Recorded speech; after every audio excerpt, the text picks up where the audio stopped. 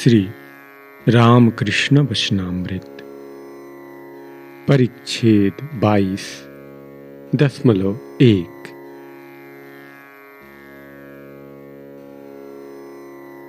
तव कथामृतम् तप्तजीवनम् कविभिरीडितम्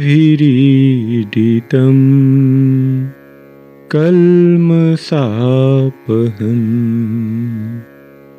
श्रवणमङ्गलम् श्रीमदाततं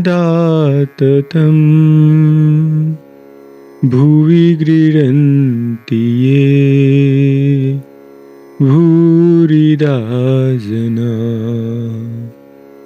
भुवि गृह्णन्ति ये भूरिदा जना।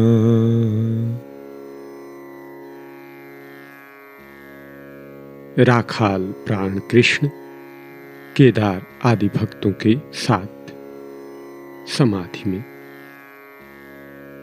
श्री रामकृष्ण काली मंदिर के अपने कमरे में भक्तों के साथ बैठे हैं। दिन रात भगवत प्रेम में, ब्रह्ममयी माता के प्रेम में मस्त रहते हैं। फर्श पर चटाई बिछी है, आप उसी पर आकर बैठ गए। सामने हैं प्राण कृष्ण और मास्टर श्री राखाल भी कमरे में बैठे हुए हैं। हाजरा महाशय घर के बाहर दक्षिण पूर्व वाले बरामदे में बैठे हुए हैं। जाड़े का मौसम है, पूस का महीना, सोमवार, दिन के 8 बजे हैं। 1 जनवरी 1883। श्री रामकृष्ण शॉल ओढ़े हुए हैं। इस समय श्री रामकृष्ण के अनेक अंतरंग भक्त आने जाने लगे हैं। लगभग साल भर से नरेंद्र, राखाल, भवनाथ, बलराम, मास्टर, बाबूराम, लाटू आदि भक्त सदा आते जाते रहते हैं। इनके आने के साल भर पूर्व से राम, मनोमोहन, सुरेंद्र और केदार आया करते हैं।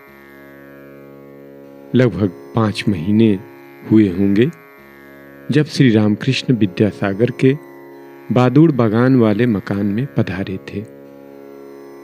2 महीने पूर्व आप श्री केशव सेन के साथ विजय आदि ब्रह्म भक्तों को लेकर नाव पर आनंद करते हुए कलकत्ता गए थे।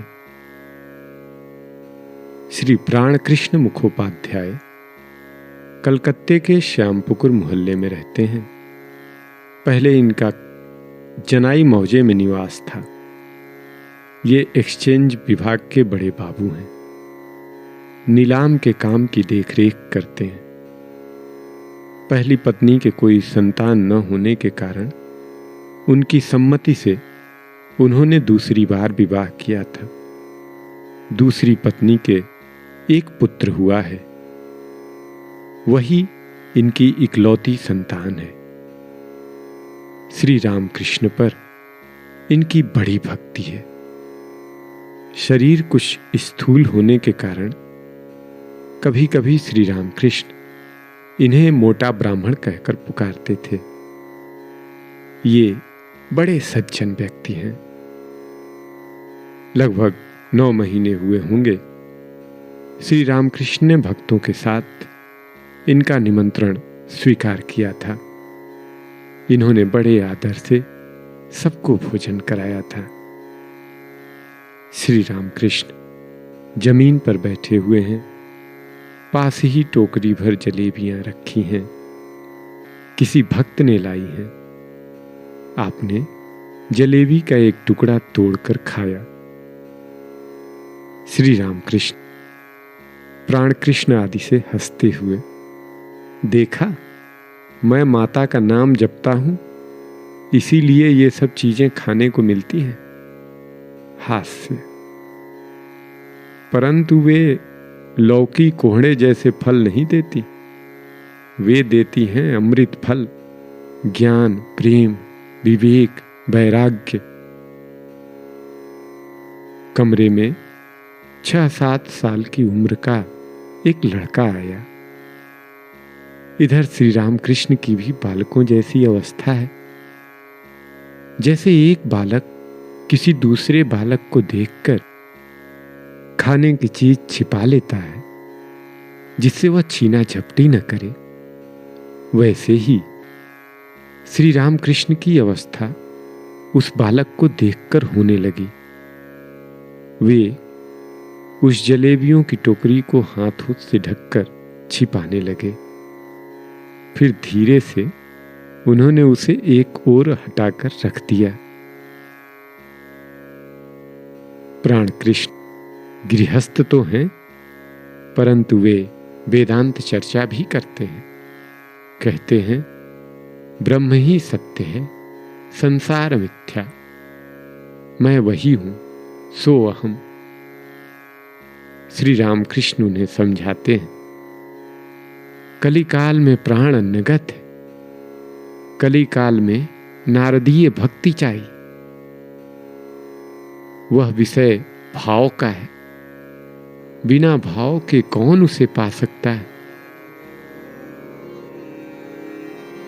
बालकों की तरह हाथों से जलेबियों की टोकरी छिपाते हुए श्री रामकृष्ण समाधिमग्न हो गए।